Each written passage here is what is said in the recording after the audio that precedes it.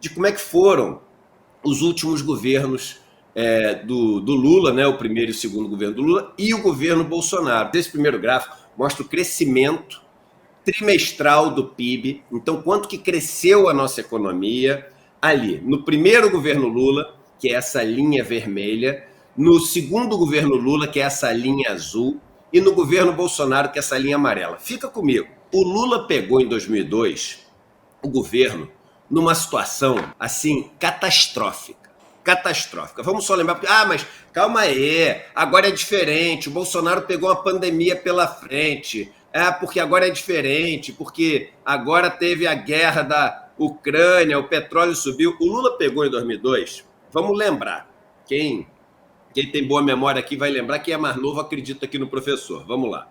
97, uma crise de proporções monstruosas na Ásia, de uma superalavancagem do mercado. 98, crise na Rússia, gigante. Os mercados derreteram por causa da crise na Rússia. 99, a crise na Argentina. 2000, o bug do milênio e o LTCM, um fundo americano que entrou em crise. 2001, meu irmão, atentado às Torres Gêmeas. Mudou o planeta aquele atentado às Torres Gêmeas. Quando você olha o que aconteceu com a taxa de juros nos Estados Unidos, quando você olha o que aconteceu ali com a questão dos investimentos, foi um choque monstruoso, uma mudança de paradigma no planeta. Os Estados Unidos, pela primeira vez, sendo atacado ali dentro, né, do seu território daquela maneira. E aí, em 2002, o ataque ao Brasil, por causa da eleição do Lula. O Lula pegou a parada em frangalhos. Em frangalhos. Aí, quando ele pega, você vai ver na linha vermelha, o começo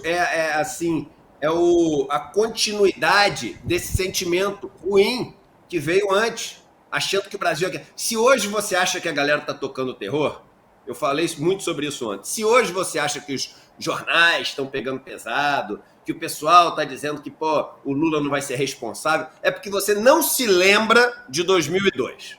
2002 é o seguinte, ali o bicho pegou vezes 10. A gente não está com esse gráfico aqui, mas tem um gráfico que mostra o famoso Risco Brasil, que é o CDS. CDS quer dizer Credit Default Swap.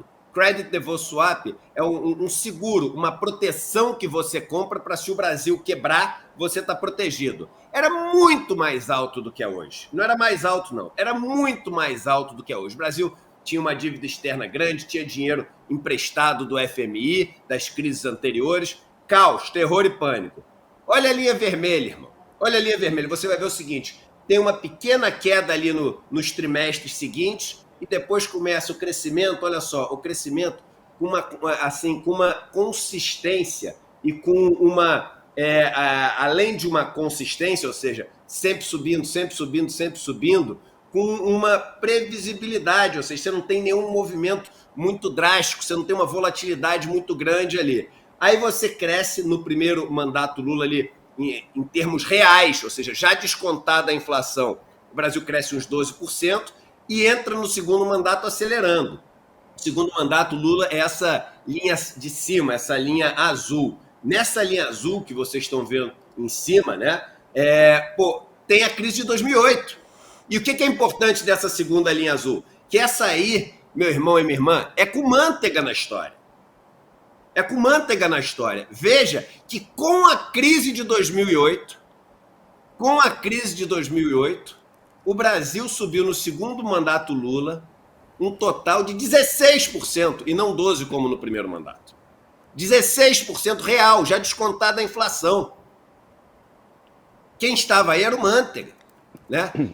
Mas o Manteiga também estava lá em 2015, quando começou a crise da Dilma. Pois é, né? Dizem que ou você morre como herói ou vive tempo suficiente para virar vilão. Mas a verdade é que aquela crise é uma crise muito... A gente gasta 2 programas desses para tentar entender. Os commodities em 2014 caíram pela metade, teve um ataque, né, político de proporções gigantes. A Dilma, as pautas bombas do Eduardo Cunha, você teve aquele negócio de colocar a eleição em xeque, começar um processo de impeachment, todo mundo tirar o dinheiro do Brasil. Uma sequência de eventos e, claro, erros cometidos também pelo governo, O maior deles, na minha opinião, ter adotado uma política neoliberal depois que chamou ali o Joaquim Levy para tocar o barco, que foi o momento onde o barco foi reto, né, para o fundo ali e terminou com um impeachment, com um golpe da presidenta Dilma Rousseff. Agora, olha a linha amarela, que é o Bolsonaro. A linha amarela é o seguinte: o Bolsonaro, antes da pandemia, pega com ela plana, flat, né? Aí depois tem essa queda gigante na pandemia, volta só para onde estava antes para continuar reto. E aí no final tem a melhora do mundo e ele dá aquela empurrada, aquela forçada de barra, dá aquele crescimento falso por causa, e aí é o mais engraçado, cresceu por causa do auxílio, por causa do programa social que foi implementado, que ele era contra no começo. Mostrando que o que fez o Brasil crescer foi exatamente a preocupação social. Não foi a responsabilidade fiscal. Mas ele foi responsável fiscal, a gente já vai resolver isso. Vamos para o segundo gráfico antes para eu mostrar uma coisa para vocês antes. Olha o segundo gráfico que eu tenho para mostrar para vocês, que é o gráfico do dívida PIB, que é exatamente essa questão da responsabilidade fiscal. Veja que nesse gráfico, né, da relação entre dívida PIB, você tem ali em vermelho o primeiro mandato Lula, em azul o segundo mandato Lula, em amarelo o mandato Bolsonaro. Nos dois mandatos, isso é a dívida pública líquida, tá? Ou seja, a dívida pública que você tem, mas aí você exclui as reservas, você exclui o que você tem de caixa, de dinheiro, seja aqui ou lá fora. Veja que nos dois mandatos do ex-presidente Lula, a trajetória é descendente. Ele nunca foi irresponsável em termos fiscais. Nunca foi irresponsável. Primeiro mandato ele pega lá em cima, vem caindo, caindo, caindo, e também uma trajetória super previsível, super consistente. No segundo também, o único momento que dá essa barrigada e depois volta não sei o quê, é aquele momento que a gente tem de crise. É no momento que a gente tem de crise, mas veja que nos dois pega mais alto e vem só melhorando. O que acontece com o Bolsonaro, gente? Antes da pandemia, vai subindo. E aí, na pandemia, ele estabiliza. E por que ele estabiliza? Quem participou da aula ontem entendeu. Ele estabiliza não por mérito do Bolsonaro. Porque o Lula fez essa trajetória cair sendo responsável fiscalmente e fazendo o Brasil crescer. O gráfico que vocês viram. O Lula fez o Brasil crescer. E como ele fez o Brasil crescer, e essa relação é dívida PIB, ou seja, é a dívida dividido pelo PIB, quando você faz o denominador, aquilo pelo qual você está dividindo, crescer, o resultado diminui. Então o Lula conseguiu controlar essa equação da melhor maneira possível, da maneira mais saudável possível, crescendo a riqueza que o Brasil produz. Como é que o Bolsonaro fez? Primeiro foi subindo, porque o PIB do Brasil não crescia de jeito nenhum e ele também não tinha nenhuma excelência ali em eficiência do Estado, tudo isso que ele fica vendendo. Bullshit, baboseira, entendeu? Papo furado. Mas digitalizou, não sei o que. O mundo inteiro está digitalizando. É que nem a gente fala agora que é avanço do Bolsonaro, o TikTok, entendeu? É avanço do Bolsonaro, sei lá, o óculos de realidade virtual. A tecnologia vai caminhando. E tem um monte de gente que fala, não, porque nós digitalizamos, nós não sei o quê. Se fosse qualquer pessoa no governo, vários avanços tecnológicos iam acontecer, porque acontece no mundo. E as tecnologias vão mudando, e você vai trocando. Aí o Bolsonaro lá troca o processador, sei lá, do Pentium 5 para o Pentium 7. Não, o Bolsonaro trocou os processadores. É porque nenhum programa roda mais no Pentium 5, você tem que trocar pelo Pentium 7. Sei lá se a gente já está no Pentium 9, você nem se chama mais Pentium, um negócio que eu tô das antigas aqui. Mas o ponto foi um desastre. Desastre. Aí por que estabiliza a dívida PIB ali no final? Porque, olha que curioso, a dívida brasileira, e a gente ensinou isso ontem, mostrou o gráfico da dívida pública, ela é mais ou menos, né, um terço, um pouquinho menos, 28% indexada à inflação. O resto não é indexada à inflação. A maior parte, em torno de 40%, é indexada à taxa de juros Selic. O que aconteceu durante a crise, Lindenberg e Vivian? A inflação lambeu. a inflação subiu para caramba. E a gente vai mostrar no outro gráfico. Quando a inflação sobe para caramba, aumenta a arrecadação do governo, porque o imposto é um percentual do preço das coisas, tudo que você paga um percentual daquilo é imposto. Então, quando tudo sobe de preço, a arrecadação do governo sobe. Então, a receita do governo sobe. Agora, o que acontece com a dívida do governo? A dívida do governo não sobe, porque só um pedaço dela é indexada à inflação. Então, esse pedaço, esse menos de 30%, sobe, meio que proporcional ali à arrecadação, mas o resto não. Pelo contrário, o pedaço que era esse maior de todos, que era indexado à taxa de juros, veio para 2% durante a crise. Inflação alta e esse pedaço, a taxa de juros no Brasil veio para 2%. Você tinha uma inflação, uma taxa de juro real, que é a taxa de juro menos a inflação, negativa. Então, isso come dívida. Você que tem teu dinheiro, olha como é fácil de entender, você que tem seu dinheiro aplicado a 2% e a inflação é 10%, meu irmão, tu perdeu dinheiro. Teu dinheiro está valendo menos. Quem ganhou esse dinheiro que tu perdeu? O governo.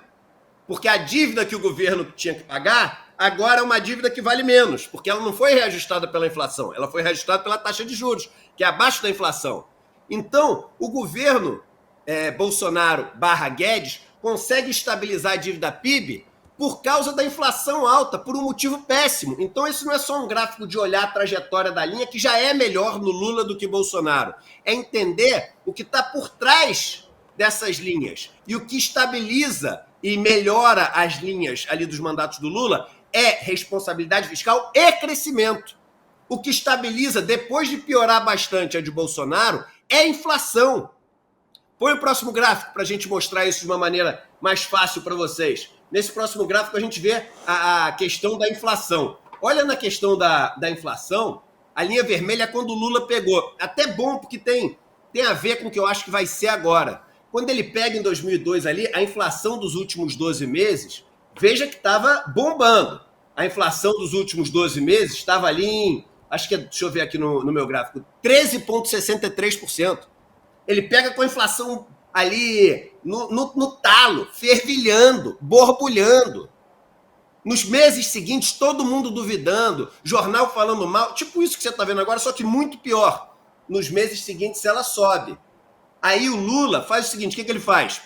Ele faz, ali um discurso de que vai ser responsável, chama pessoas que são pessoas responsáveis, ele tem todo um plano, tem equipes bem montadas, chama técnicos para os cargos técnicos, chama pessoas políticas para os cargos onde você tem que ser articulado, e aí começa a cair. Só que quando começa a cair, você entra num ciclo virtuoso, ao contrário de um ciclo vicioso. O que é o ciclo virtuoso? Essa inflação começa a cair. Quando essa inflação começa a cair, a taxa de juro do país começa a cair também. Quando a inflação e a taxa de juro começam a cair, só para vocês terem ideia, a gente falou esse dado ontem também, Lindenberg e Vivian.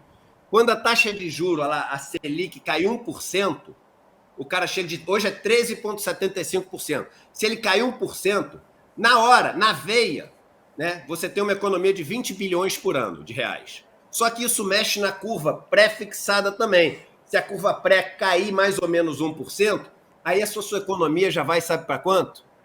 Essa sua economia já vai para quase 40 bilhões de reais. Quase 40 bilhões de reais. Então, o que acontece? Quando você consegue cair um pouco a taxa de juros porque a inflação curvou, você tem uma economia gigante com 1% de taxa de juros só caindo. Quando isso começa a fechar, as pessoas ficam mais confiantes e trazem o dinheiro para o teu país. Traz dinheiro para o teu país, o dinheiro entra, o que acontece com a taxa de câmbio? O valor do dólar, ele cai. Quando ele cai, ele pressiona mais a inflação para baixo. A inflação fica mais pressionada para baixo, você consegue cair mais a taxa de juros. Cai mais a taxa de juros, você economiza mais dinheiro. Por isso, um ciclo virtuoso. E aí, quando entra nesse ciclo, é o embalo, é a bola de neve, aí veja que você embala e cai reto ali a inflação. E nos dois mandatos do Lula, você vai ver, no primeiro mandato, ele traz de 13,63 para 3,22. E no segundo mandato, e até é curioso, né? Porque esse 13,63, que era a inflação lá, é parecido com o que hoje é a taxa de juros. São duas coisas diferentes, mas só porque hoje em dia a taxa de juros Selic no Brasil é 13,75. E ali embaixo você vê o segundo mandato Lula, a inflação começa em 3%, termina em 5%, ou seja, e se mantém muito estável ali embaixo. Você vê que são linhas sem muitos altos e baixos, não sei o quê. Olha a do Bolsonaro. A do Bolsonaro está pior do que o meu eletrocardiograma quando eu apresento ICL Notícias. É para cima, para baixo, volatilidade, não sei o quê, sai do controle total e só nos últimos meses tem essa melhora por causa de uma forçada de barra do Bolsonaro. O cara compra uma melhora falsa. Ele força ali a queda dos combustíveis, segura, represa o aumento na Petrobras, mesmo depois de fazer a mudança do ICMS, fazendo algo que depois volta tudo, já voltou a inflação. Provavelmente o começo do governo Lula vai ser um começo de repique de inflação, parecido até com o que a gente está vendo na linha vermelha. Mas veja, quem foi, assim, o governo ruim com a questão da inflação? Por fim, né, mas não menos importante, eu quero mostrar o outro gráfico, que foi o último que eu mostrei ontem, para a gente finalizar esse assunto aqui do fiscal, dos mercados, do não sei o quê, para calar de vez a boca, né? Calar de vez a boca dessas pessoas que, enfim, falam tanta besteira, e é muita besteira. Ah, mas o cara já foi o principal gestor de fundos do não sei o quê. O cara é um economista formado numa universidade americana. O cara já foi ministro da Fazenda. Então, o cara fala um monte de besteira e foi ministro da Fazenda. O cara é um economista formado lá fora que fala um monte de besteira, porque a parte de fala um monte de besteira não muda. Continua falando um monte de besteira. Quando você estuda lá fora, eu estudei lá fora, não tem uma matéria, não falar besteira. Ninguém te ensina a não falar besteira. O cara que estuda lá fora, que foi ministro, esse cara também fala um monte de besteira, e esses estão falando um monte de besteira, e mais. Vários deles, os mais sabidos, sabendo que estão falando um monte de besteira. Na verdade, para pressionar, isso, cara, é a gênese das fake news. É uma fake news sofisticada. É uma fake news erudita. É uma fake news programada para você poder fazer isso, né? Ter esse prazer sádico de tirar o manteiga e já dando o recado, que é o seguinte, eu quero que o meu cara esteja aí.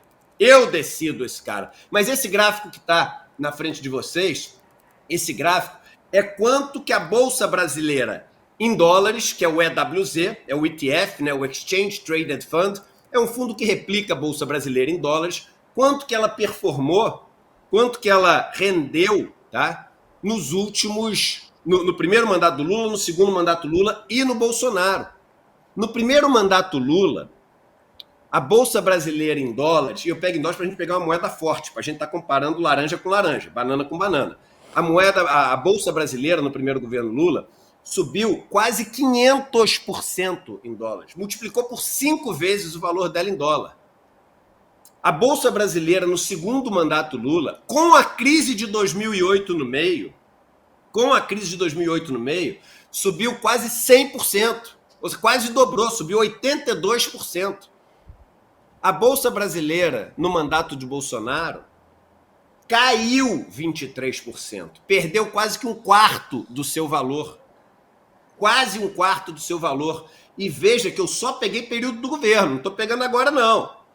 Período do governo. E começando exatamente no dia seguinte da eleição. A eleição é 30 de outubro, estou começando 1º de novembro, nos 3 casos. Aí você fala, mas também teve crise no Bolsonaro.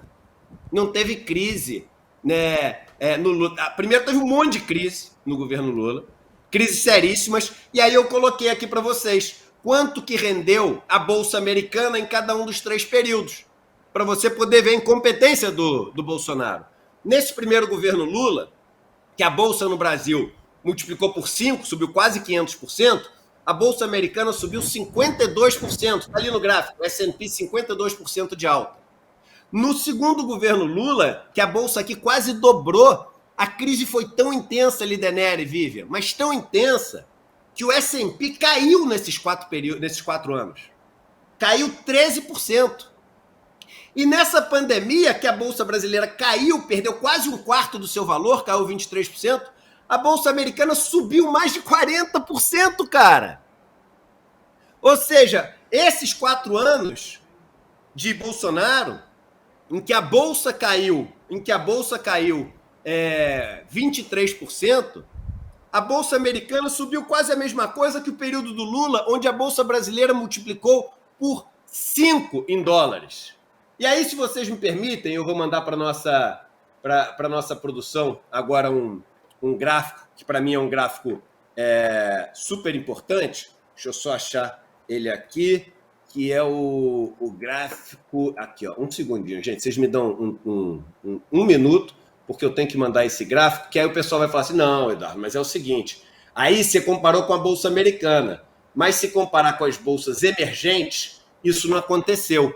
Então, eu vou pegar aqui para vocês e pegar as bolsas emergentes, está aqui, ó, está aqui já na minha tela. Pronto, vai demorar um segundinho até o pessoal poder baixar e colocar para mim. Mas vamos lá. Aí você pega e compara o Brasil com os outros mercados emergentes. Vamos ver quanto é que o Brasil rendeu. A gente viu que foi um desastre em relação aos Estados Unidos. É um desastre, né? O nosso crescimento em relação aos outros períodos do Lula. É um desastre a nossa gestão da inflação.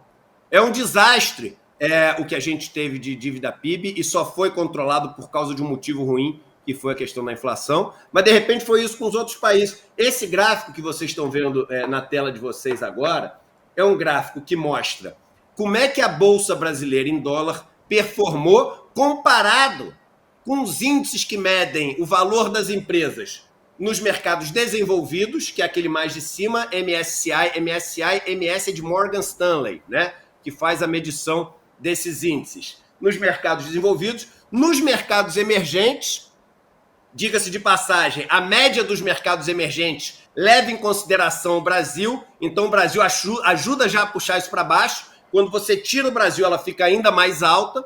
Leva o terceiro gráfico, os Frontier Markets. O que são os Frontier Markets? Frontier Markets são os países de fronteira. Quais são, por exemplo, Bangladesh, Burkina Faso, Benin, Estônia, Guiné-Bissau, Quênia, Cazaquistão. São países que são considerados ali num grau de desenvolvimento abaixo daqueles que são chamados emergentes. São países que são extremamente voláteis, são países muito arriscados. Veja que os países que tiveram a melhor performance, né, das suas empresas ao longo dos últimos anos, primeiro foram os países desenvolvidos, depois foram os países emergentes, repito, prejudicados porque o Brasil faz parte dessa média. Depois esses países, Guiné-Bissau, né, o Burkina Faso, né, Lituânia, esses países são os mais arriscados. E olha lá embaixo, quem está na lanterna da história, assim, vergonhosamente, e o tempo inteiro ficou atrás, o índice do Brasil. E aí agora vem essa turma dizer que, porque o Lula tem que provar que vai ser responsável, fiscal, não sei o quê. O Lula tem que fazer o que ele está fazendo. O Lula tem que voltar a falar com o mundo, não é falar com o mercado. Falar com o mercado, o Paulo Guedes falava todo dia no WhatsApp com seus amiguinhos, entendeu? Se fosse o que resolvesse o problema, conversar com o mercado todo dia e falar a língua deles, os últimos 4 anos tinham sido bons no Brasil. E foram uma bosta os últimos 4 anos no Brasil. O Lula tem que falar com quem a gente parou de falar. O Lula tem que falar com o resto do mundo. O Lula tem que falar com a Europa, o Lula tem que falar com a China, o Lula tem que falar com os Estados Unidos, o Lula tem que restabelecer as relações comerciais. O Lula tem que pegar a questão climática que urge, que é a questão mais urgente do mundo. O Lula tem que posicionar o Brasil novamente da maneira que ele merece estar na mesa de negociações no mundo. E o Lula avisou antes que esse seria o caminho. Não duvidem da responsabilidade fiscal do Lula.